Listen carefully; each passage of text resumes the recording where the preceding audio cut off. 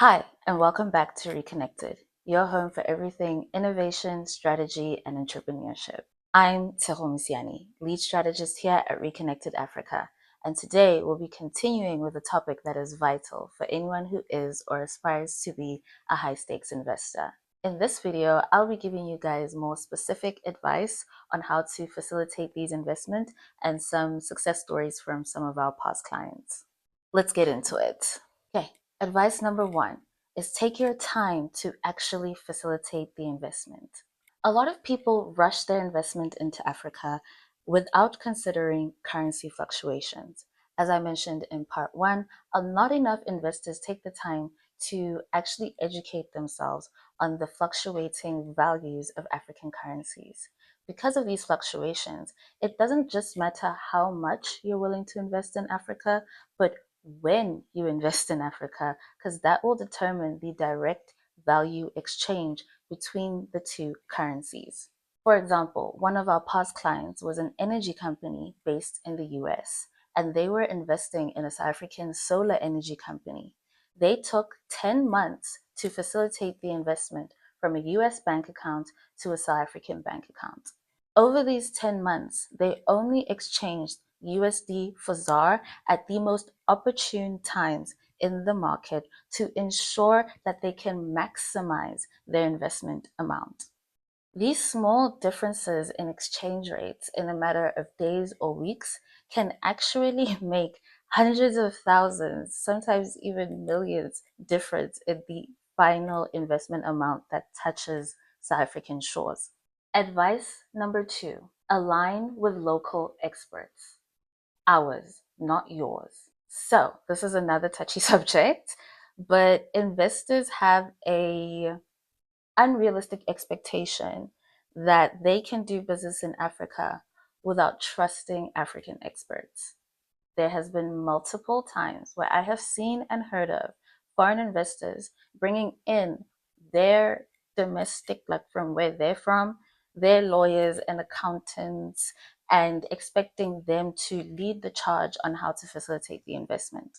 Although we understand that that is rooted in trust, like you trust your lawyer that you've been working with for 10 years over, a lawyer from the other side of the world, but that almost always ends in tears because your experts in Europe, Asia, America, South America, and Australia, they know nothing about how it works in Africa. Okay? I'm gonna just tell you now. They might tell you they do because they want you to pay them, but they probably don't. It is best for you to align with local experts who actually work in the local systems, who know the local regulations, the power players, the gray areas that you can play in, the red lines, all the things that you need to know to succeed in Africa are known by the experts who actively work in these fields.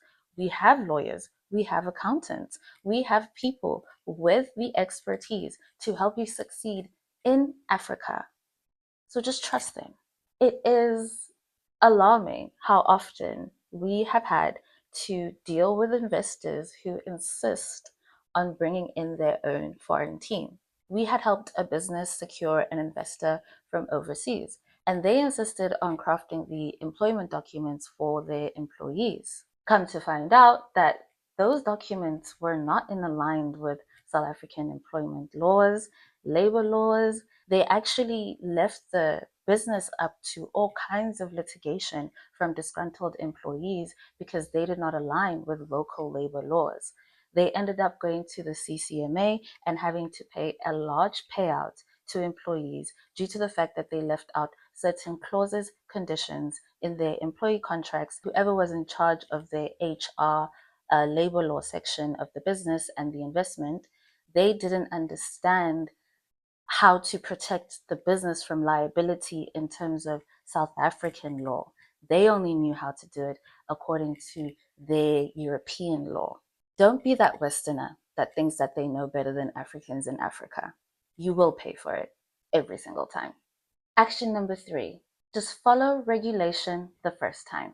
Now, some of you might think, that's a bit obvious, but we have found that a lot of entrepreneurs come to Africa with the assumption that they can just skip the regulatory line. And it's cute. It's cute. But the truth is that if you don't follow regulation from the beginning, it will always come back to bite you. There's an age-old joke in Africa that the difference between a criminal, a billionaire, and the president is the paperwork. Because it's true. That's just how it works in Africa. A lot of foreign investors don't understand that your actions can be framed in any way if you don't have the paperwork. For example, one of the most important paperwork that you must get right in facilitating a foreign investment in foreign currency is the financial paperwork. You need to make sure that every transaction you make, be it on the SWIFT system or following any other banking system, has the compliance paperwork to go with it. No bank will let your money through.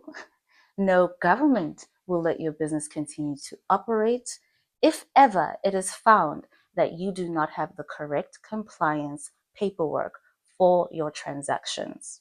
Make sure you have a financial compliance officer helping you go over all your paperwork to make sure that from the beginning you can prove that the reason behind these transactions were all for legal business purposes. Another example that I can give is the general attitude of investors towards triple BEE. Triple BEE is a point system that is mandatory for all businesses in South Africa. You gain points by essentially empowering the local economy. This can be from hiring women of color and empowering women of color, having South African citizens as shareholders, investing in charity and social responsibility programs. Such things gain you BEE points. And the higher the BEE points, the better, because then that will qualify you for more tax incentives, tax breaks, maybe even government loans and government sponsorships. You will be seen as a valuable foreign entity in the country, and you will essentially not be bothered. But if you don't follow BEE regulations, especially as a foreign investor, then you can be banned from doing business in the country, or even that business can be shut down. This has happened very recently in regards to Elon Musk's Starlink, with his refusal to follow BEE regulations. And even though he tried to directly bribe our president, he still has not been able to gain the necessary licenses for Starlink to operate in South Africa.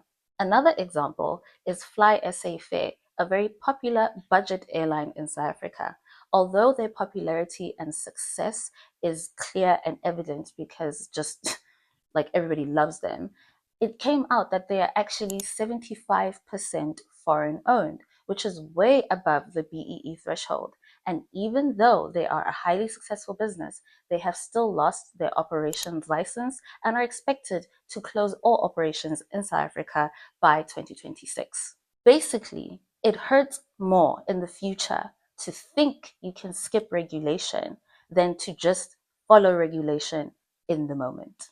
So that's all the advice I'll be sharing in this video. But if you're serious about investing in Africa, definitely reach out to us at Reconnected. Reconnected is a strategy consultancy where we empower entrepreneurs and investors with strategies and implementation plans that will place them in the best position to succeed in any market. So definitely let us know how we can help you.